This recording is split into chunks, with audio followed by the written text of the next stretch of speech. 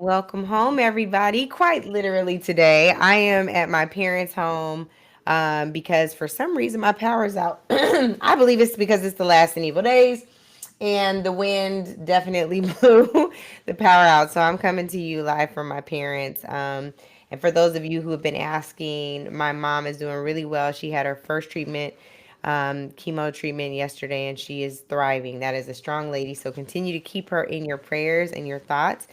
Today, we are talking about something that is really, really important. I know for so many people in this country, particularly Black folks. Sorry, one second. Nick, I can hear you typing now. I need you to go on mute.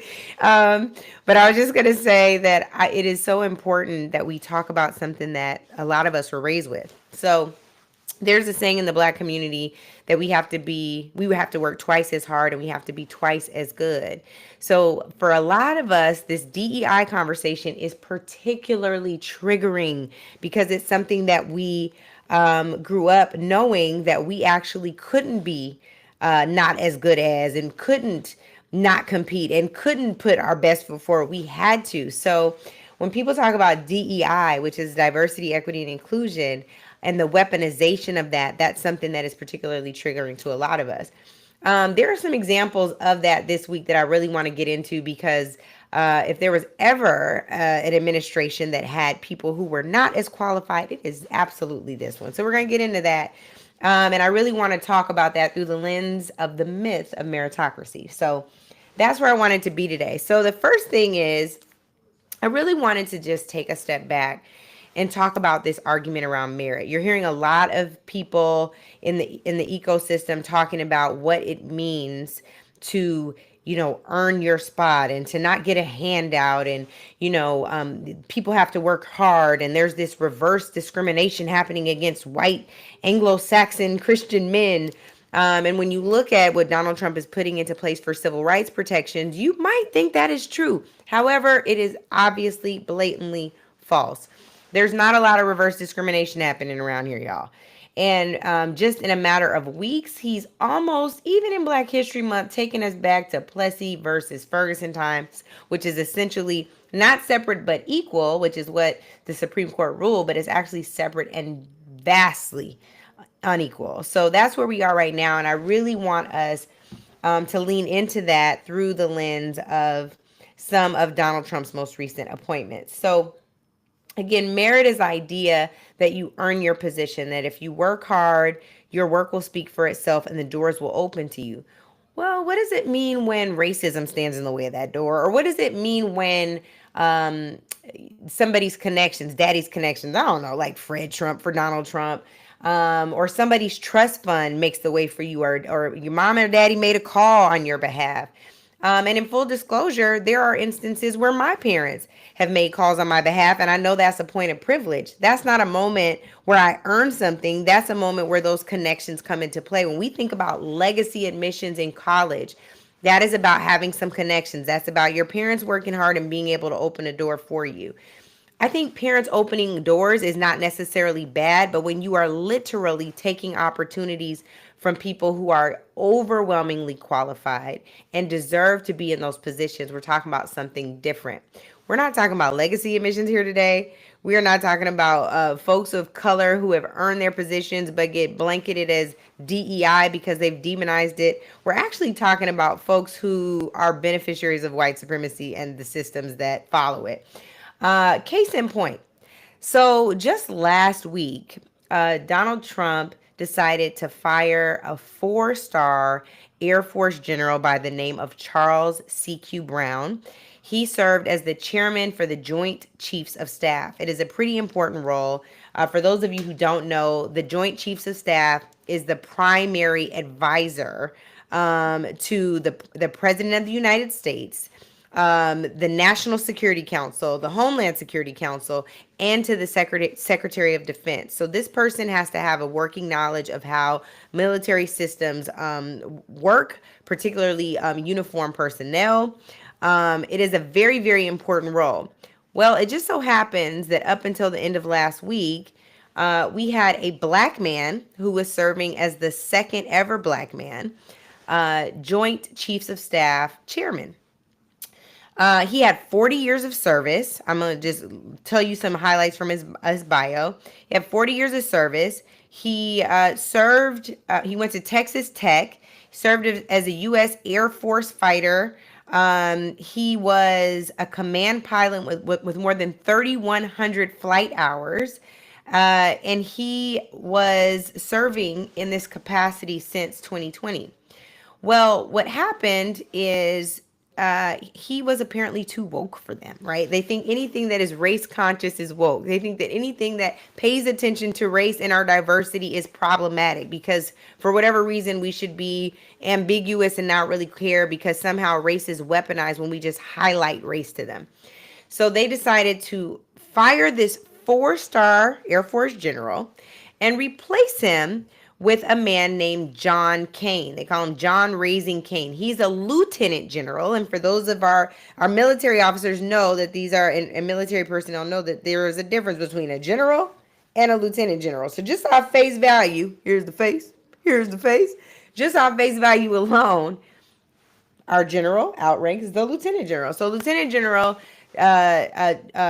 Caine is, what's so funny is, you guys, I'm looking at this is hilarious. So on the actual official website, oh my God, it says Lieutenant General John D. Caine, and then it just skips down to Lieutenant General Dan Caine. I'm assuming he goes by Dan Caine, but what we know is he goes by Raising Caine. I think they have a typo on this site. I wonder what the real DEI is because they got typos on their site. They better get it right. This man is a 3-star, right? He's a 3-star general.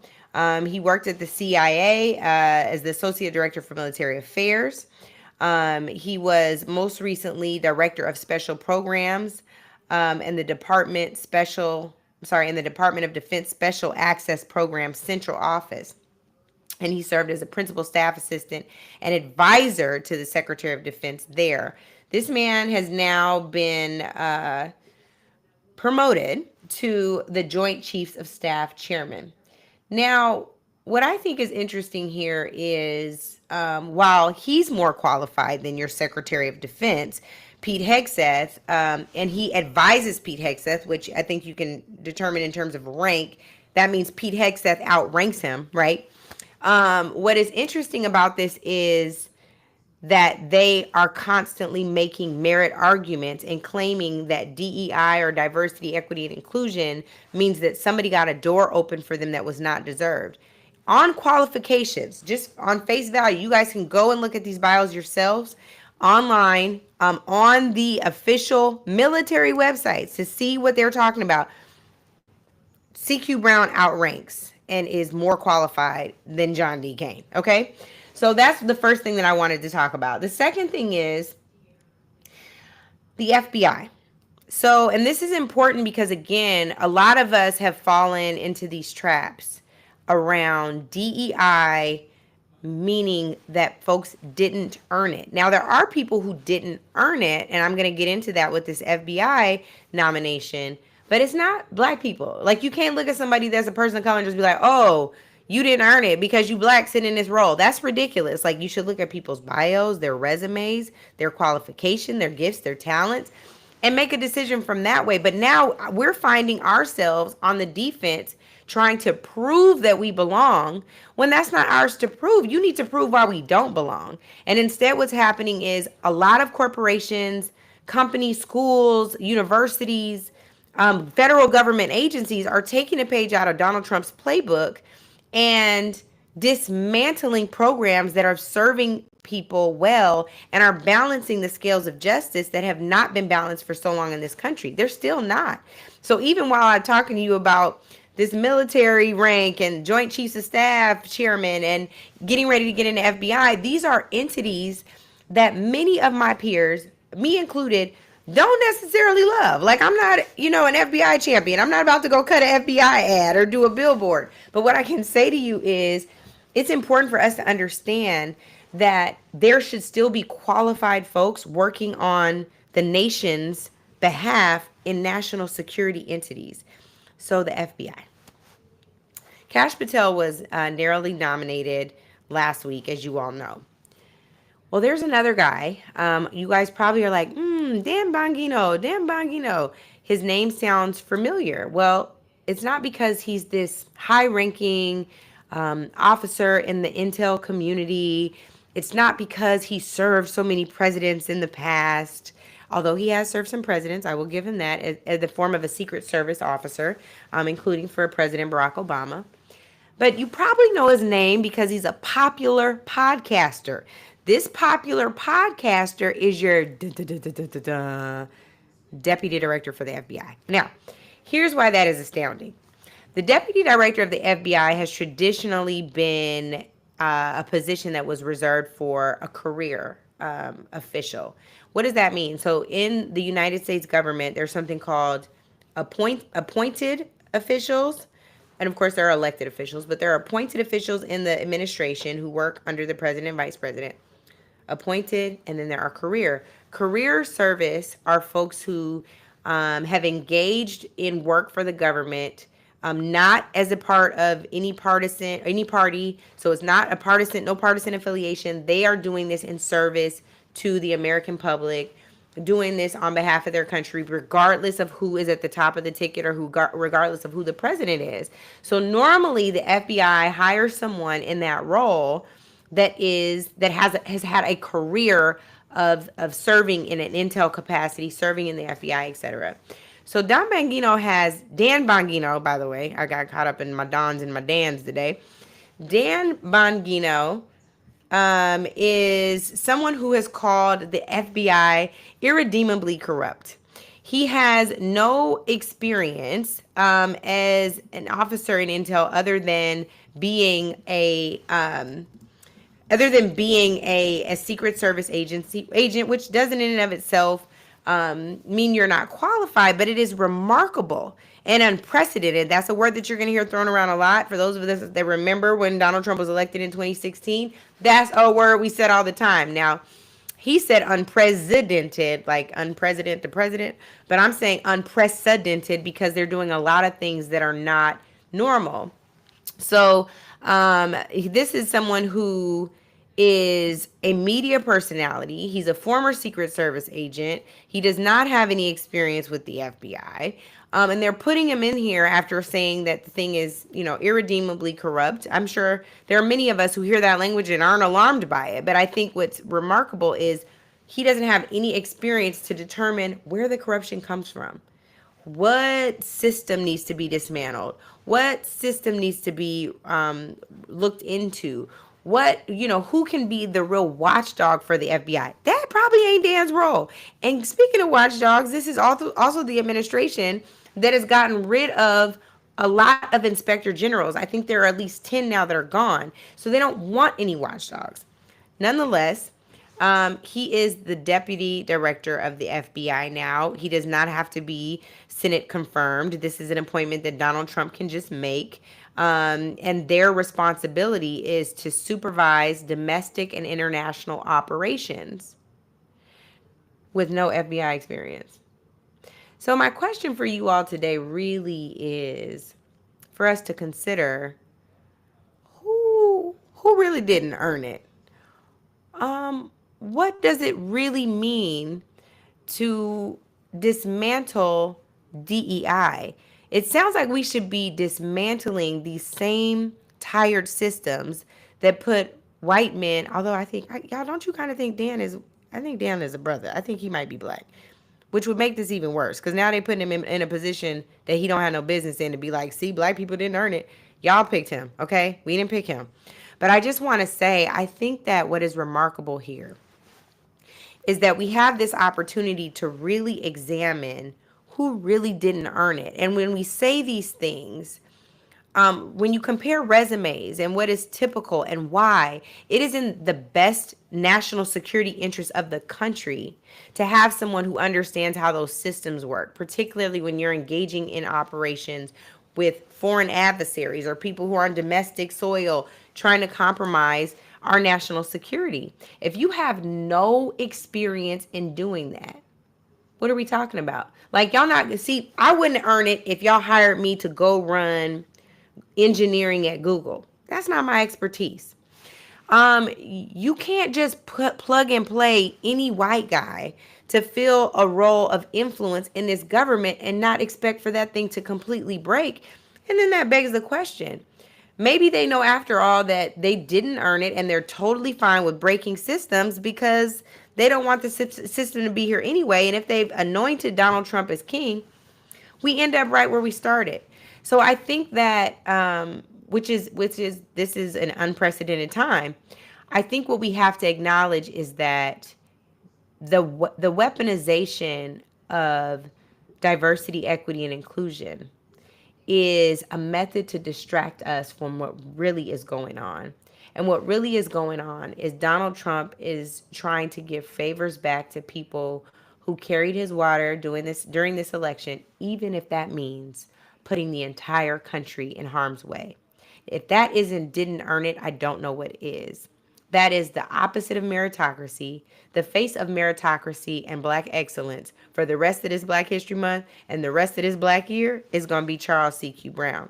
The face of didn't earn it is going to be Pete Hegseth, it's going to be Dan Bongino, and it's going to be Dan, not Don, Caine, a lieutenant general that replaced a general for no reason. He got promoted with no experience having done the same things that Charles C.Q. Brown has done. And Charles C.Q. Brown was beloved. So that's all I got today. I haven't talked a long time. Let me see what these questions are. Somebody said, was Joy Ann fired as a part of DEI reform? You know, I'm going to tell you this. I think that nobody black on mainstream television right now is safe. I think that a lot of people are making concessions to Donald Trump and his policies, trying to ensure that they don't get fined because he's technically the new FCC chairman. He has decided that he is going to run the FCC, the FTC, and the SEC, okay? If in order for him to run the Federal Communications Commission, he's going to make sure that there's nobody that's criticizing him on air. And I think that we are going to see many of these systems begin to unravel. I think that Joy Reid was one of his biggest threats. How do I know that? Because as soon as he learned that Joy was no longer at MSNBC, his response was finally, which means that Joy was on his radar. And so what we have to be aware of is as people take out black folks and Latino folks and Asian folks and women and indigenous folks, as they take folks out under the auspices of we want to play safe, we want to make sure our business is successful, what they need to know is they're actually undermining their business. What they need to know is they're actually putting Americans in harm's way. What they need to know is they're actually putting folks in the international, our greater global community in harm's way because there's nobody there to tell their stories. Now, I'm going to tell you something that might be unpopular. We started turning TV off because we know that these media conglomerates don't want to tell these stories. That's why it's important for you to tune in to podcasts like ours. I know Joy's going to be dropping something soon. You need to tune in to Joy's show and what she does next. Check her out on Substack and all social media platforms right now. It's important to listen to shows like Roland's, Brittany, so many other people, Aaron, our friend Aaron, so many other people who are doing amazing, amazing work, informing you raw and unfiltered. Because now, in order to be on mainstream media, you're going to have to make some concessions. And they haven't, maybe some of them haven't had to make them yet, but they are going to have to make them soon. And that, my friends, is what is going to put us in very, very precarious positions and in harm's way. So we've got to pay attention to this. It's not DEI that they're trying to dismantle. It's not even just the Civil Rights Act of 1964 that they're trying to dismantle. What they're doing is trying to dismantle the 14th Amendment, which gives us all equal protection under the law. That's the thing that black folks could lean up against after slavery, to say that we are indeed free and we are somebody. We are, in fact, citizens, despite what they said in the Dred Scott ruling. Those are the things that we have to know. So as they try to dial us back, not even just to Jim Crow, but to before Jim Crow, we have to pay attention. We have to call a thing, and we've got to make sure that we're giving accurate information. And we'll do that by any means necessary, no matter what he tries to take out. So it may be a little scary, but we're going to keep pushing. And on that note, that's all I have for y'all today. Thank you all for your questions. I'll answer some other ones online. Make sure you tune in on Thursday. That's our main show, Native Land Pod. where we always give it to you real. The best we got. We be fighting in there, but it's so good. And we love to hear you all's questions and your comments. Make sure you're sending those in. And lastly, my good brother Andrew Gillum started his SoloPods yesterday. On Monday. It went very, very well. He's talking to y'all about how to make sure that we're organizing for the fascist regime that we are now living in. You gotta watch that show. Get organized, organize your communities. We don't know how long we'll have social media systems. We don't know how long we'll be able to upload on YouTube. We don't know how long the power grid got attacked in my neighborhood today. We don't know how long we're gonna have these things. So make sure you're organizing people, human bodies, getting phone numbers, develop a phone tree, your churches, your other places of worship, your friend groups. Get organized so we don't find ourselves isolated, okay? We can make it, and take it from a true soldier. It's not me, it's Mama Rai. She looked at the camera today and she said, cancer ain't got nothing on me, and neither does this fascist. Let's go, y'all. Welcome home. Native Land Pod is a production of iHeart Radio in partnership with Reason Choice Media. For more podcasts from iHeart Radio, visit the iHeart Radio app, Apple Podcasts, or wherever you listen to your favorite shows.